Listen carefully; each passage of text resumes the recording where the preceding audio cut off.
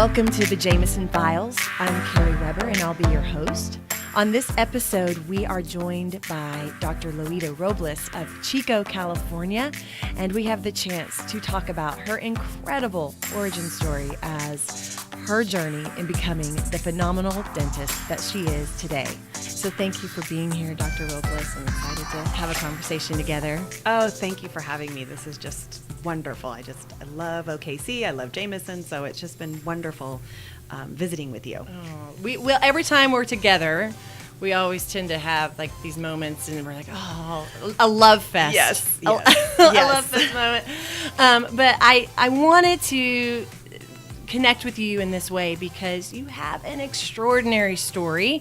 I like to call them the origin stories of great dentists. And you have this amazing story of how you found yourself practicing dentistry at this time in your life, and you are continuing to experience great success in your practice, and there's a lot that is behind that story, behind the curtain of where you are right now. So I want to talk about that and how you, as the leader of your practice and your business, have carried vision over vision over vision forward for your business. But first, please do share with everyone, the story that is you becoming the dentist that you are today. Oh, yes. It is a good story. I admit it's an interesting story, but it started when I was in high school, and I answered an ad for basically like a front office, redoing paper charts after school. I had zero interest in dentistry at the time. It wasn't on the radar at all. So I did that, and slowly I learned to become the sterilization assistant. Yeah. So I was sterilization assistant for, it ended up being 2 years. And during those 2 years, my mentor, Dr. Barbara Beckett, told me that I should become a dentist. And I said, "You are crazy. You're absolutely crazy." Yeah. I'm like, "That's not happening." And I said, "But hygiene looks great." Yeah. And what I wanted to do before was to be a teacher, and I thought this would be the best thing because I can teach people how to maintain the health of their teeth, and that's what I want to do. Yeah. So I graduated from high school and did my prerequisites for dental hygiene school, and then went to dental hygiene school at UCSF, graduated, moved back to Chico, and worked at Dr. Beckett's office. I got a job. There was an opening there, and I was very thankful. And I worked there for 14 years as a hygienist. Yeah. So it was kind of like being at home. And I knew, the office manager, all the assistants. It was just like home. And all the patients. And one day, I was 7 months pregnant with my second child, and I had this amazing experience at the office, and Dr. Beckett wanted me to do some work, and I went home to my husband and I said, "The most amazing thing just happened today."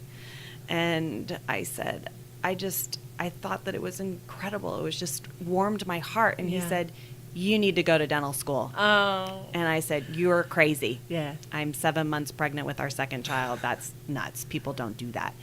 So with his encouragement, I looked into, going to school, and I had, since it'd been so long, I had to do some more prerequisite work, and it ended up taking me about 6 years after I quit my job as a hygienist to graduating from dental school.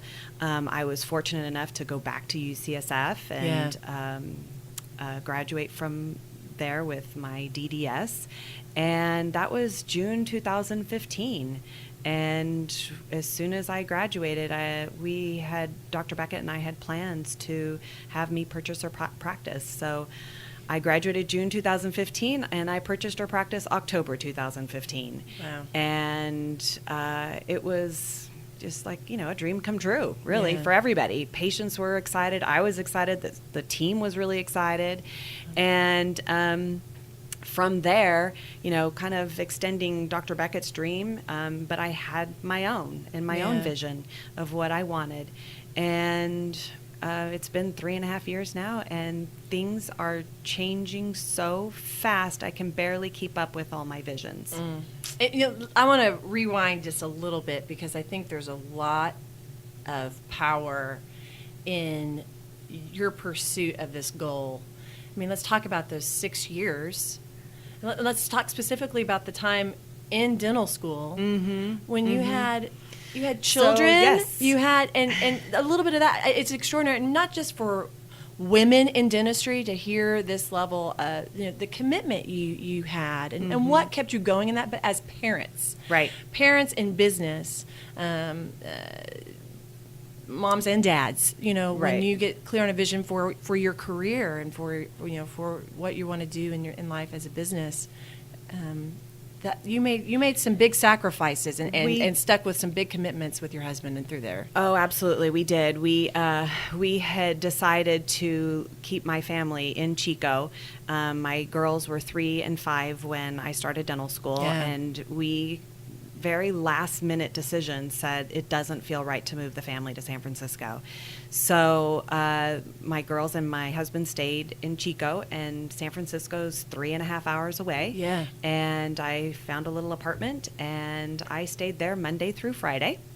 And Friday after class, I would drive the 3.5 hours. Actually, it was with traffic. It ended up being more like 4.5. Yeah. Home to Chico. And during the weekends, I was a wife, I was a mother, and that was all I was. Yeah. Saturday and Sunday, I was strictly a wife and a mother. And Monday morning, 3 a.m., I woke up and I drove to San Francisco to finish dental school. Wow. And I did that for 4 years. Wow. And my husband and I, we kept the commitment of always having breakfast together and always having dinner together. And FaceTime is a wonderful thing. And we FaceTimed for breakfast and we FaceTimed for dinner, and we made that commitment for our family. And without the support, his support, right, as well as my parents, my in-laws, and my community as a whole, they were there for, I say my husband, but really for all of us. So my sense of giving back to my community after all the support that they gave me and my family through dental school is eternal. Yeah. It is part of my mission, is to serve my community. Yeah. And it's very, very important to me.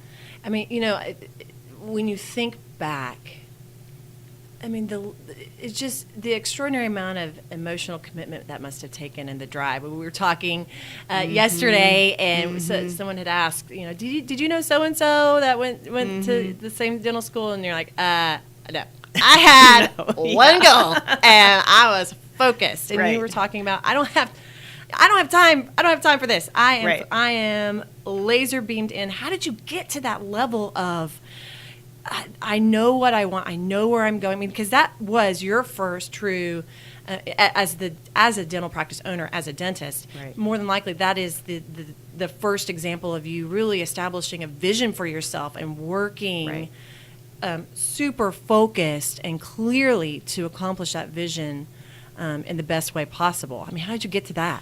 Well, I mean, it's from the very beginning, the advantage I had of my 14 years of experience from being a dental hygienist, I already knew the philosophy of dentistry that I wanted to practice. So I had that under my belt. Then I'm thinking, now I have 4 years that I'm sacrificing time with my family, the cost of going to dental school, and the value of the time away from my family was, I am going to suck everything out of dental school as I possibly can. Right. And I also knew from my experience of being a hygienist is some of the important things about, okay, I really need to pay attention when they're talking about occlusion and when they're, there were certain aspects of dental school. I said, I need to squeeze out all the knowledge as much as possible because my time here is limited. Yeah.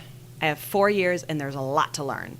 Whereas my classmates, I barely, sometimes I barely knew their names. I studied during my lunch hour. I studied after school. My goal was to get at least 5 hours of sleep at night because I did not study on the weekends. Mm-hmm. I was a wife and a mother. Yeah. And you had said that you, when you went to hygiene school, you were one of the youngest in the class. And when you went to dental school, you were one of the oldest in the class. And I just love that.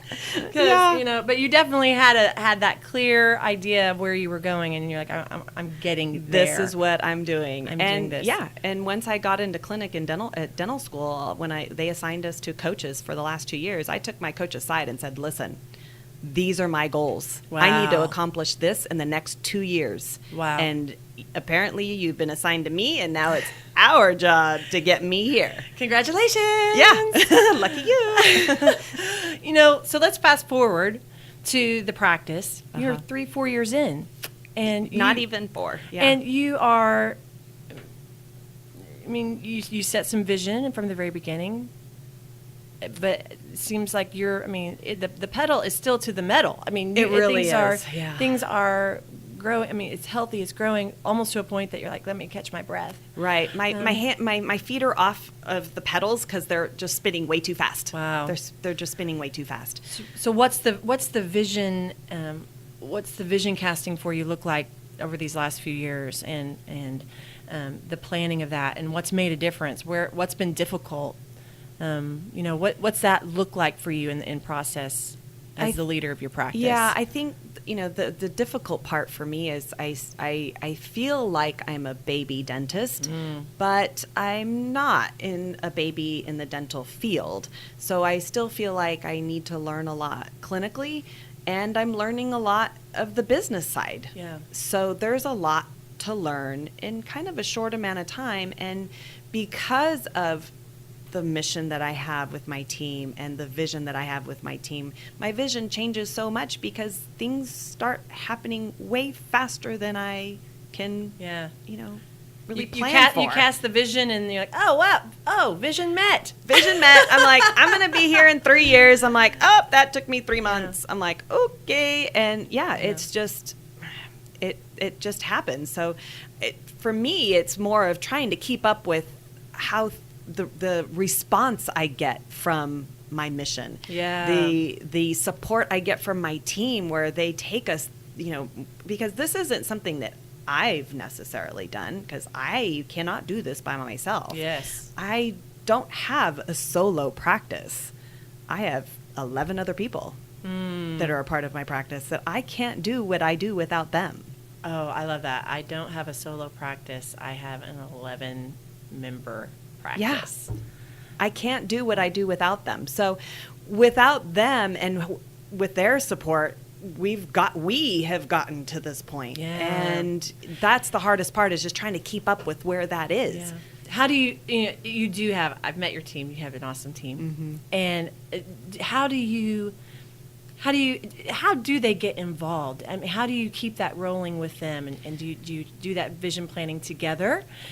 How are they so rallied to the cause and helping you execute so quickly? So, with me, part of the interview process is a lot about how they deal with change. Wow. I really want to know how you handle change.